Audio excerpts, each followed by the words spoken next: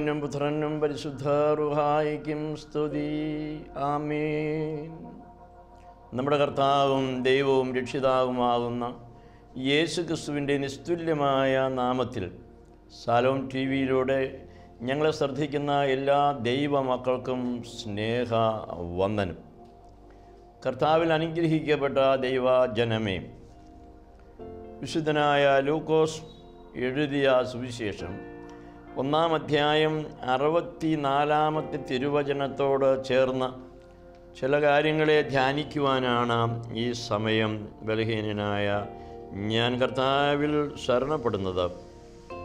ആ വചനം ഇപ്രകാരം വായിക്കുന്നു: ഉടനെ അവൻ്റെ വായും നാവും തുറന്നു അവൻ സംസാരിച്ചു, ദൈവത്തെ സ്തുതിച്ചു. ഒരു നിമിഷം തലവണക്കാം. കാരുണ്യവാനെ, നിത്യനെ, സ്വർഗീയ പിതാവേ, നിനക്ക് സ്തുതി, നിനക്ക് ആരാധന, നിനക്ക് മഹത്വം. ഒരു പുതിയ വർഷത്തിലേക്ക് ഞങ്ങളെ നീ കൂട്ടിവരുത്തിയിരിക്കുന്നുവല്ലോ. ഈ വർഷത്തിൻ്റെ ആരംഭ നാളുകളിൽ അവസാനത്തോളവും നിൻ്റെ കൃപ ഞങ്ങളെ വലയം ചെയ്യണമേ.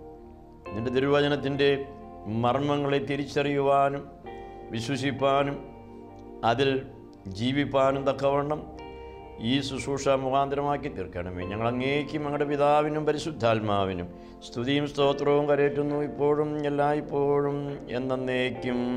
ആമേൻ. ഇന്ന് അനവധി മാതാപിതാക്കൾ അവരുടെ മക്കൾ മുഖാന്തരം ദുഃഖവും ഭാരവും ശാപവും അനുഭവിച്ചുകൊണ്ടിരിക്കുകയാണ്. ഇവിടെ വ്യത്യസ്തമായിരിക്കുന്ന ഒരു അനുഭവമാണ് സക്കറിയ പുരോഹിതനോടുള്ള ബന്ധത്തിൽ നമുക്ക് കാണുവാനായിട്ട് സാധിക്കുന്നു.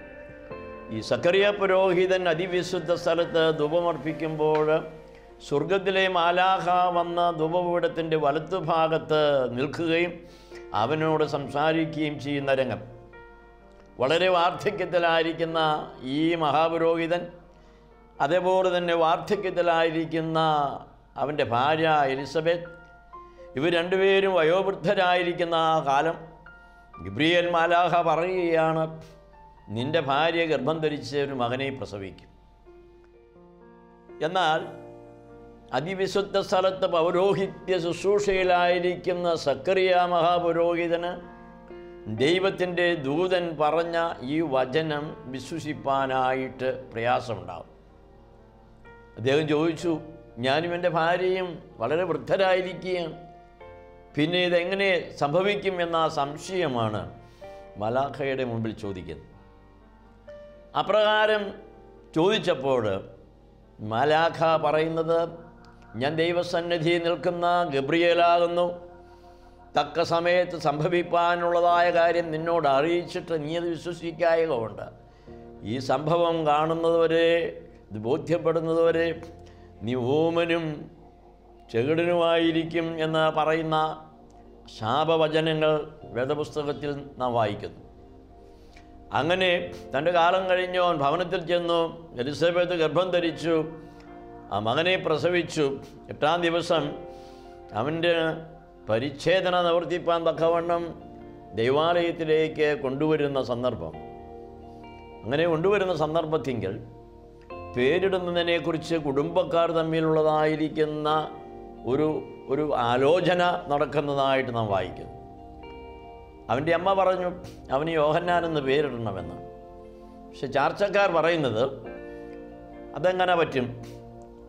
നിങ്ങളുടെ കുടുംബത്തിൽ യോഹന്നാൻ എന്ന് പേരുള്ള ആരുമില്ല. സഭയുടെ പാരമ്പര്യത്തിൽ പിതാക്കന്മാരുടെ പേര് മക്കൾക്കിടുന്നത് ഒരു പഴയ രീതിയാണ്, ഒരു പാരമ്പര്യമാണ്. അതൊരു പക്ഷേ ഇവിടെയും നാം അത് തന്നെയാണ് കാണുന്നത്. കുടുംബത്തിൽ യോഹന്നാൻ എന്ന പേരുള്ള ആരുമില്ല, അതുകൊണ്ട് ഇവന് പേരിടുവാൻ, യോഹന്നാൻ എന്ന് പേരിടുവാൻ ശരിയായിരിക്കുന്ന ഒരു നടപടിയല്ല എന്ന് അവർ പറയും. ദൈവാലയത്തിലേക്ക് ചെല്ലുന്നു. സക്കറിയാവ് പ്രാർത്ഥനാപൂർവ്വം ദൈവാലയത്തിൽ കഴിയുകയാണ്. ഈ മകൻ എന്ത് പേരിടണമെന്ന് അവൻ്റെ പിതാവിനോട് ചോദിക്കാമെന്നാണ് എല്ലാവരും കൂടി തീരുമാനിക്കും. അങ്ങനെ യോഹന്നാനോട് ചോദിക്കുന്നു, ഇവനെന്ത് പേരിടണമെന്ന്. അവൻ്റെ പേര് യോഹന്നാൻ എന്നായിരിക്കണമെന്ന് ഒരു എഴുത്തുപലക ചോദിച്ചു വാങ്ങി അതിലെഴുതുകയും അവൻ്റെ നാവിൻ്റെ ബന്ധനമഴിഞ്ഞ് അവൻ യോഹന്നാൻ എന്ന് സംസാരിക്കുകയും ചെയ്യുന്ന ഒരു സന്ദർഭം. എന്നെ കേൾക്കുന്ന പ്രിയ ദൈവജനമേ, സ്വർഗത്തിലെ ദൂതൻ പറഞ്ഞത് വിശ്വസിക്കാത്ത ഒരു മഹാപുരോഹിതൻ ശിക്ഷിക്കപ്പെടുന്നതായ ഒരു കാഴ്ച നമ്മൾ കാണുകയാണ്. എന്നാൽ ആ മകൻ മുഖാന്തരം ഈ പിതാവിൻ്റെ ബന്ധനം, ശിക്ഷാ കാലാവധി അവസാനിച്ച് പിതാവ് ബന്ധനത്തിൽ നിന്ന് വിമോചിതനായിത്തീരുന്ന ഒരു അനുഗ്രഹത്തിൻ്റെ നിമിഷമാണ്. മറ്റൊരു വാക്കിൽ പറഞ്ഞാൽ, പിതാക്കന്മാർ മുഖാന്തരം തലമുറ മക്കൾ അനുഗ്രഹിക്കപ്പെടുന്ന കാലത്ത് ഇതാ മകൻ മുഖാന്തരം പിതാവ് അനുഗ്രഹിക്കപ്പെടുന്ന വ്യത്യസ്തമായിരിക്കുന്ന ഒരു ദർശനം, ഒരു വെളിപ്പാട് നമുക്ക് ഇവിടെ ലഭിക്കുന്നുണ്ട്. എന്നാൽ ഇതേ മാലാഖ തന്നെ 6 മാസം കഴിയുമ്പോൾ വിശുദ്ധ കന്യാമറിയാമിൻ്റെ അടുക്കലേക്ക് ചെല്ലുന്നു. അവളോട് പറയുന്നു, നീ ഗർഭം ധരിച്ച് ഒരു മകനെ പ്രസവിക്കുമെന്ന്. എല്ലാം കേട്ടിട്ട് ഈ മറിയ സംശയമായി ചോദിക്കുന്നതും, ഞാൻ പുരുഷനെ അറിയാതിരിക്കുന്നത് എങ്ങനെ സംഭവിക്കുമെന്നാണ്. വാർദ്ധക്യ മുഖാന്തരം ഇതെങ്ങനെ സംഭവിക്കുമെന്ന് സക്കറിയ ചോദിക്കുമ്പോൾ, പുരുഷനെ അറിയാതിരിക്കുന്ന ഞാൻ എങ്ങനെ ഗർഭം ധരിക്കുമെന്ന മറിയാമിൻ്റെ സംശയത്തിൻ്റെ മുമ്പിൽ അവൾ ശാപ വചനങ്ങൾക്ക് വിധേയാകുന്നില്ല, അവളെ ശപിക്കുന്നില്ല. പകരം അവളോട് വ്യക്തമാക്കുകയാണ്, പരിശുദ്ധാത്മാവ് നിന്റെ മേൽ നിഴലിടും, നീ പ്രസവിക്കുന്നത് വിശുദ്ധ പ്രജയായിരിക്കുമെന്ന് പറഞ്ഞ് ആ സംഭവത്തെ ഗബ്രിയേൽ മാലാഖ വിശദീകരിച്ചു കൊടുക്കുകയും അവളിൽ കൃപകളും അനുഗ്രഹങ്ങളും നിറയുകയും ചെയ്യുന്ന സന്ദർഭം. രണ്ടും സംശയമാണ് മാലാഖയുടെ മുമ്പിൽ അവതരിപ്പിക്കുന്നത്. പക്ഷേ അതിവിശുദ്ധ സ്ഥലത്ത് നിൽക്കുന്നതായ മഹാപുരോഹിതൻ ദൈവത്തിൻ്റെ കൽപ്പന, വചനം, ശബ്ദം അവനത് വിശ്വസിക്കാതെ വരുമ്പോൾ അവൻ്റെ മേൽ ശാപമാണ് വർഷിക്കുന്നത്. കാരണം വചനം പറയുന്നു, ഏറെ ലഭിച്ചവനോട് ഏറെ ചോദിക്കുമെന്ന്. ദൈവവചനത്തിൽ വളർച്ച പ്രാപിക്കും തോറും ഇത് നാം ശ്രദ്ധിക്കേണ്ട വിഷയമാണ്. ആത്മാവിൽ നാം വളരും തോറും നമ്മുടെ ചെറിയ ഒരു ലംഘനം പോലും ദൈവസന്നിധിയിൽ അത് വലിയതായി തീരുമെന്ന് നാം മനസ്സിലാക്കണം. അതുകൊണ്ട് ദൈവമക്കൾ എന്ന് വിളിക്കപ്പെടുന്ന ഞാനും നിങ്ങളും നമ്മുടെ വാക്കിലും പ്രവൃത്തിയിലും ചിന്തയിലും ആഗ്രഹങ്ങളിലും എല്ലാം ശ്രദ്ധയോടുകൂടി ദൈവനാമം മഹത്വപ്പെടുവാൻ തക്കവണ്ണം ആയിരിക്കേണ്ട ആവശ്യമുണ്ട്. കന്യാമറിയാമാകട്ടെ, നിഷ്കളങ്കമായ അവളുടെ ഭാവത്തിൽ അവൾ ചോദിക്കുന്ന സ്വാഭാവികമായിരിക്കുന്ന ഒരു കാര്യം, പുരുഷനെ അറിയാതെ ഗർഭം ധരിക്കുക എന്നുള്ളത് എങ്ങനെ?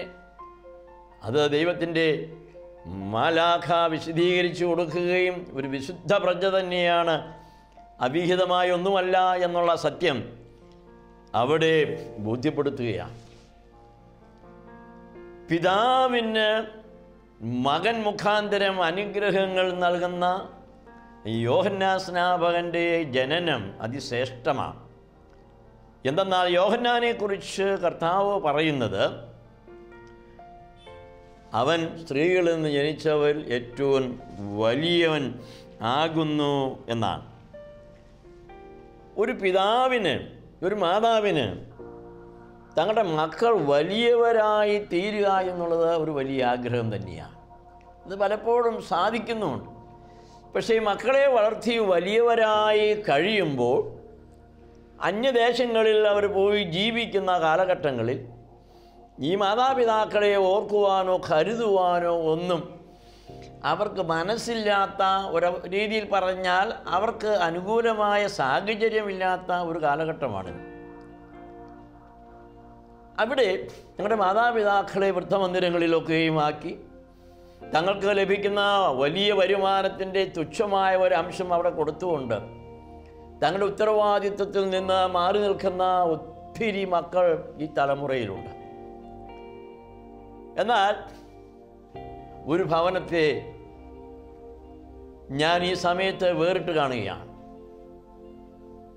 അവിടുത്തെ 3 മക്കൾ ഗൾഫിൽ ജോലി ചെയ്യുന്നു. 3 ആമക്കൾ, പെമ്മക്കളില്ലാത്തൊരു വീട്. വാർദ്ധക്യത്തിലായ അവരുടെ മാതാവിനെ അവർ പരിചരിച്ചുകൊണ്ടിരുന്ന രീതി എന്നെ വളരെയേറെ ചിന്തിപ്പിച്ചു. അവർ ചെയ്തുകൊണ്ടിരുന്നത് ഈ 3 പേരും തവണയായി ഈ 2 മാസം അവർ വീട്ടിൽ വന്ന് അമ്മയെ പരിചരിക്കും. 2 മാസം കഴിയുമ്പോൾ ആൾ പോവും, മറ്റേ ആൾ വന്ന് 2 മാസം നിൽക്കും, വീണ്ടും 2 മാസം മൂന്നാമത്തെ ആൾ നിൽക്കും. ഇങ്ങനെ അവർ മാറി മാറി നിന്നുകൊണ്ട് അമ്മയുടെ പരിചരണം നടത്തുന്നത് എൻ്റെ കണ്ണുകൾ കൊണ്ട് ഞാൻ കണ്ട് സന്തോഷിച്ചിട്ടുള്ളൊരനുഭവം. എന്നാൽ വളരെ സമ്പന്നമായി അമേരിക്കയിൽ ജീവിക്കുന്നതായ 2 ആൺമക്കളും ഒരു പെൺമകളും ഉള്ളതായിരിക്കുന്ന ഒരു കുടുംബത്തിൽ അമ്മ മരിച്ചു, അപ്പച്ചൻ മാത്രമാണ് ഇനിയുള്ളത്. ആ അപ്പച്ചനെ ഈ മക്കൾ 3 പേരും കൂടെ ആലോചിച്ച് ഒരു വൃദ്ധമന്ദിരത്തിലാക്കുവാനായി തീരുമാനിച്ചു. ഈ തീരുമാനം അപ്പച്ചൻ്റെ ചെവിട്ടിലെത്തി. ആ സാഹചര്യത്തിൽ അപ്പച്ചന് 80 വയസ്സ് തികയാം. ഈ 80 വയസ്സായ അപ്പച്ചനെ ഇനി വേലക്കാരെ നിർത്തി നോക്കുകയും പ്രായോഗികമല്ലാത്തതുകൊണ്ട് വൃദ്ധമന്ദിരത്തിൽ ഏൽപ്പിക്കുവാനായി അവർ ആലോചിക്കുന്നു. 80ാമത്തെ പെരുന്നാൾ മക്കളെയെല്ലാം വിളിച്ച് കൂട്ടി വളരെ മനോഹരമായി ആഘോഷിച്ച ഈ പിതാവ്, ആഘോഷമെല്ലാം കഴിഞ്ഞു, എല്ലാവരും പിരിഞ്ഞുപോയി. പിതാവ് സ്വന്തം കിടക്കയിൽ നിദ്രയിലേക്ക് പോകുന്നു. പ്രഭാതത്തിൽ എഴുന്നേറ്റില്ല. ഈ അപ്പച്ചൻ ആ കട്ടിലിൽ മരിച്ചു കിടക്കുന്ന കാഴ്ചയാണ് പ്രഭാതത്തിൽ അല്പം വൈകി മക്കൾ കാണുന്നത്. വാർദ്ധക്യത്തിലായ അപ്പച്ചന് ഹാർട്ട് അറ്റാക്ക് കൊണ്ട് മരിച്ചു എന്നുള്ള ധാരണയിൽ അപ്പച്ചൻ്റെ എല്ലാ കർമ്മങ്ങളും കഴിച്ച് ആ മക്കൾ മടങ്ങിപ്പോയി. അവർ അപ്പച്ചൻ്റെ ആണ്ട് ഓർമ്മ നടത്തുവാനായിട്ട് വരികയും അപ്പച്ചൻ്റെ മുറിയെല്ലാം പരിശോധിക്കുകയും ചെയ്ത സമയം അപ്പച്ചൻ്റെ മുറിയിൽ നിന്നൊരു ഡയറി കണ്ടെത്തി. അത് കഴിഞ്ഞ വർഷം ഈ സമയത്ത് എന്ത് സംഭവിച്ചു എന്നതിൻ്റെ വ്യക്തമായ രേഖയായിരുന്നു. മക്കൾ തന്നെ അനാഥമന്ദിരത്തിലാക്കാൻ പോകുന്നു, വൃദ്ധമന്ദിരത്തിലാക്കാൻ പോകുന്നു എന്ന് ഗ്രഹിച്ച പിതാവ് അവരെല്ലാവരെയും ഒരുമിച്ച് കൂട്ടുവാൻ എടുത്ത ഒരു പദ്ധതിയായിരുന്നു 80ാം ബർത്ത്ഡേ ആഘോഷം. അദ്ദേഹം എഴുതി, എൻ്റെ മക്കൾ എന്നെക്കുറിച്ച് ഭാരപ്പെടേണ്ട, എൻ്റെ മരണ ശുശ്രൂഷയ്ക്കായിട്ട് അവർ ബന്ധപ്പെട്ട് വരേണ്ട ആവശ്യമില്ല.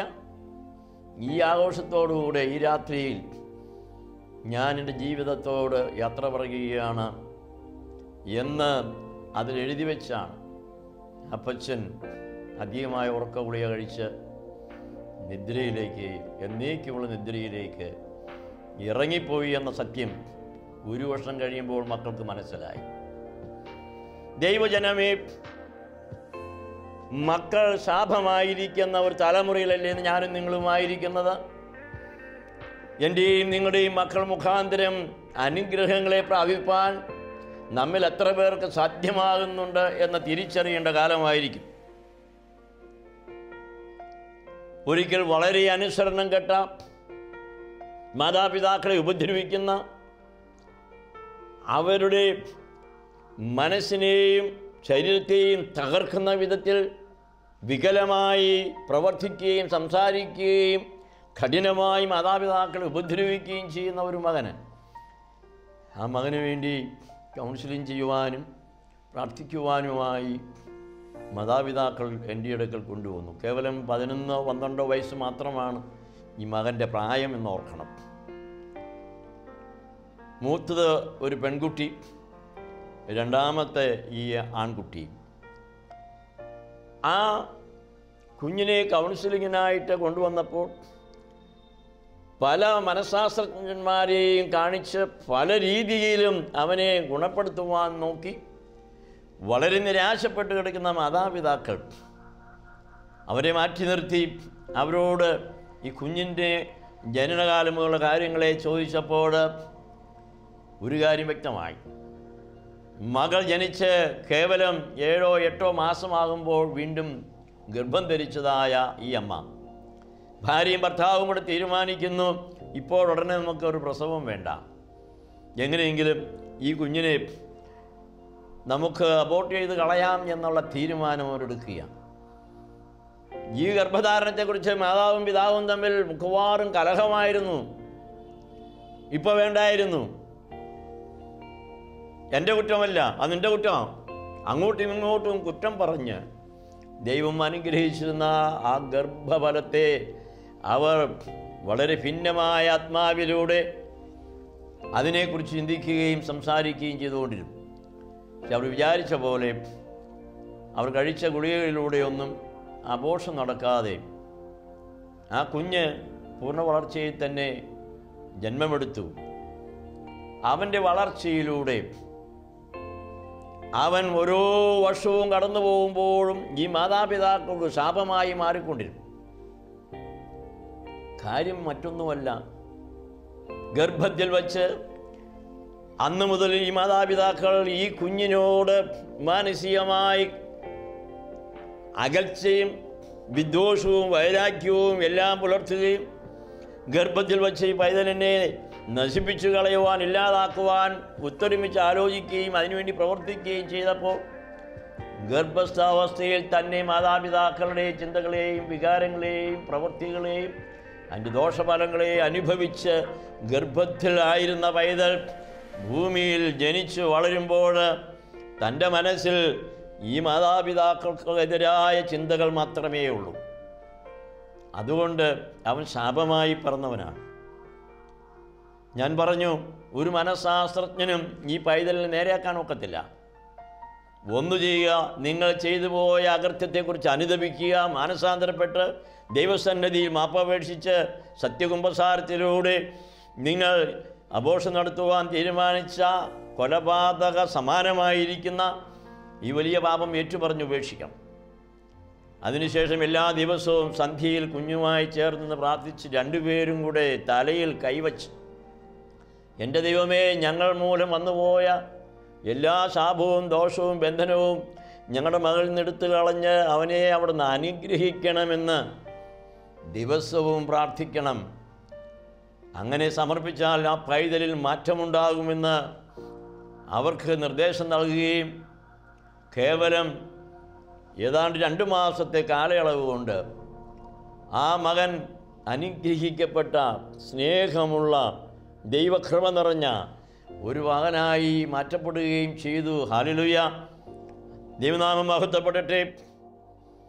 എവിടെ വെച്ചാണോ അവനിൽ വൈകല്യങ്ങൾ എത്തിപ്പെട്ടത്, വൈകല്യമുള്ള ഭാവവും സ്വഭാവവും ചിന്തകളും അവനിൽ എങ്ങനെ എപ്പോൾ പ്രവേശിച്ചു, അത് ഗർഭത്തിലേ മുതൽ സംഭവിക്കുന്നതാണ്. ഇന്ന് പുതിയ തലമുറ മുഴുവനും തെറ്റിപ്പോകുന്നത് ഒരു പരസ്യമായിരിക്കുന്ന രഹസ്യമാണ്. അനേക മാതാപിതാക്കൾ തങ്ങളുടെ മക്കളിങ്ങനെ അവർക്ക് ഭാരവും പ്രയാസവും ബന്ധനവുമായിരിക്കുന്നുവെന്ന് പറയുവാൻ ആഗ്രഹിക്കുന്നില്ല. അവരത് മനസ്സിൽ ഒതുക്കി പിടിച്ചിരിക്കുക, രഹസ്യമായിരുന്ന് കരയുക.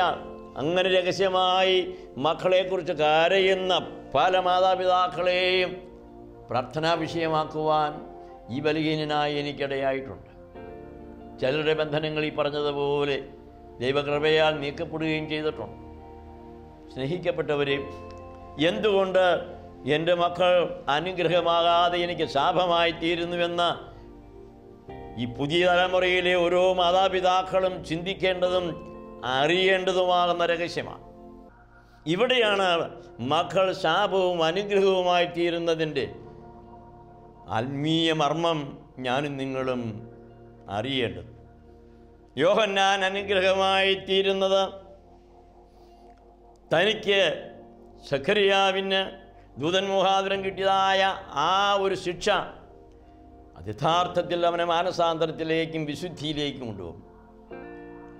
മാലാഖ പറഞ്ഞ വചനം വിശ്വസിച്ച എലിസബത്ത് അതേ പ്രാർത്ഥനയോടും വിശുദ്ധിയോടും കൂടെ ആ കുഞ്ഞിന് ജന്മം നൽകുവാൻ തക്കവണ്ണം സാധ്യമായി എന്നുള്ളത് നാം തിരിച്ചറിയണം. മക്കൾ തലമുറ അനുഗ്രഹമായി തീരണമെങ്കിൽ മാതാപിതാക്കൾ പ്രാർത്ഥനയോടും വിശുദ്ധിയോടും കൂടെ മക്കൾക്ക് ജന്മം നൽകുവാൻ തക്കവണ്ണം ശ്രദ്ധിക്കണം. ഈ ലോകത്തിൻ്റെ മ്ലേച്ഛതകളെ കണ്ട് അതിൽ ഊർജം കൊണ്ട്, അതിൽ ഉത്തേജനം പ്രാപിച്ചുകൊണ്ട് ശാരീരികമായും മാനസികമായും വികലമായ ഭാവത്തോടും വ്യാജമായിരിക്കുന്ന വഷളായിരിക്കുന്ന ചിന്തകളോടും കൂടെ നാം ജന്മം നൽകുന്ന നമ്മുടെ തലമുറ നമുക്ക് ശാപമായി തീരും. പ്രാർത്ഥനയോടും ഉപവാസത്തോടും കൂടെ വചനം നാം പഠിക്കുമ്പോൾ സിംസോൻ്റെ അനുഭവം, മറ്റ് പല വിശുദ്ധന്മാരുടെയും ഗർഭത്തിൽ മുച്ചതനെ ദൈവത്തിനായി വേർതിരിക്കപ്പെട്ടു എന്ന് ദാവീദ് പറയുന്ന അനുഭവം, ഇതെല്ലാം നമ്മുടെയും ജീവിതത്തിൻ്റെ അനുഭവമാണ്. ഈ സാക്ഷ്യമാണ് ഒരു ക്രിസ്തീയ മാതാപിതാക്കൾ നമ്മുടെ ജീവിതത്തിൽ സ്വീകരിക്കേണ്ടത്. നമുക്കൊരു നിമിഷം ദൈവത്തെ മഹത്വപ്പെടുത്താം. ദൈവമേ, തലമുറ ശാപമായി വരാതെ അനുഗ്രഹമായി തീരുവാൻ തക്കവണ്ണം ലോകപരമായ മ്ലേച്ഛ ചിന്തകളിൽ നിന്നും മോഹങ്ങളിൽ നിന്നും വികാരങ്ങളിൽ നിന്നും അകന്ന ജീവിപ്പാൻ ക്രിസ്തീയ ദമ്പതിമാർക്ക് കുടുംബങ്ങൾക്കൊക്കെ നീ കരുണ ചെയ്യണം കർത്താവേ. എൻ്റെ തലമുറ അനുഗ്രഹിക്കപ്പെടുവാൻ എൻ്റെ വിശുദ്ധിയാണ് അതിന് മുഖാന്തരം അടിസ്ഥാനം തിരിച്ചറിഞ്ഞുകൊണ്ട് ക്രിസ്തുവിനോടുകൂടി ക്രിസ്തുവാന്ന മണവാളുടെ മണവാളത്വത്തിൻ്റെ വിശുദ്ധിയിൽ ഭാര്യാഭർത്തൃബന്ധവും കുടുംബജീവിതവും നയിക്കുക. നിൻ്റെ മക്കളായിരിക്കുന്ന എല്ലാവരെയും സഹായിക്കണമേ. അതുപോലെ ഞങ്ങൾ നിനക്ക് നിൻ്റെ പിതാവിനും നിൻ്റെ പരിശുദ്ധാത്മാവിനും സ്തുതിയും സ്തോത്രവും ആരാധനയും സമർപ്പിക്കുന്നു. ആയതിപ്പോഴും എപ്പോഴും എന്നേക്കും തന്നെ. ആമേൻ.